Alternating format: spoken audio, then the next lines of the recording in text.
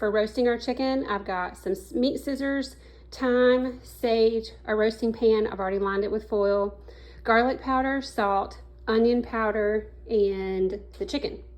If I had some rosemary, that would be fantastic. I just don't have any. So the first thing I'm gonna do is take this chicken over to the sink. I'm gonna get the wrapper off. I'm gonna trim off all of the skin and all of the fat. Here's our bird, breast side up on the cutting board. I'm using a plastic one because the research that I've done says not to use a wooden cutting board for cutting raw meat. Now, this is the breast side up, which is not really what we want. I just wanted to show you what it looks like with the skin off. I'm gonna set my camera up so that you can see. I'm gonna take the bird and flip it over so that we're looking at the back. Here's the bird with the back side up. Why does this look more gross than the front of the bird? Is it because of the tailbone? Ugh, gross. Anyway, what we wanna do is help the chicken lay flat onto our roasting pan. So what we need to do is take our kitchen scissors. I'm gonna show you the best that I can.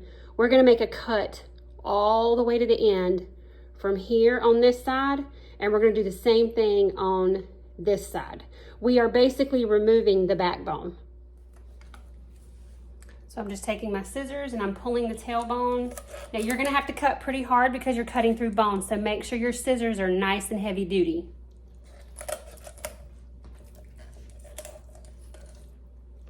And you're just gonna have to use your muscles and get through that bone and go all the way to the end, like that.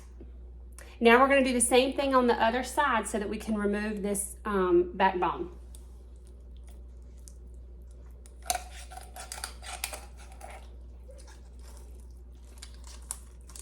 If this sound bothers you, I'm so sorry. Okay, there we have removed the backbone. Now I'm gonna take the bird and flip it over. Let me get a hold of it because it's wanting to fall apart. I'm gonna flip it over. You wanna take the thighs and flip them. I'll show you a better view once I get it laid out. You wanna lay it flat on your pan, and then right between the breastbone, and then you gotta be careful because it's slick. You wanna press down and just make sure it's laying flat. And there we go. That is how you spatchcock a chicken. Now I'm gonna take some paper towels and pat this dry. You see how that's laying nice and flat now? This is gonna serve two purposes. One, it's gonna cook more evenly and quicker, which is great. Two, it's gonna expose more of the meat to our seasoning. Here's our chicken ready for the oven. I used sage, thyme, onion powder, salt, and garlic powder. I would use rosemary, which would make it great. I just don't have any. We're gonna bake this at 400 for about 25 to 30 minutes. We're gonna check and make sure that the meat is 165 degrees. Again, my intention with this is to cook it long enough where the meat falls off the bone, and then we're gonna use that meat in other recipes. This really helps our meat to stretch farther than just roasting it and eating it all in one meal.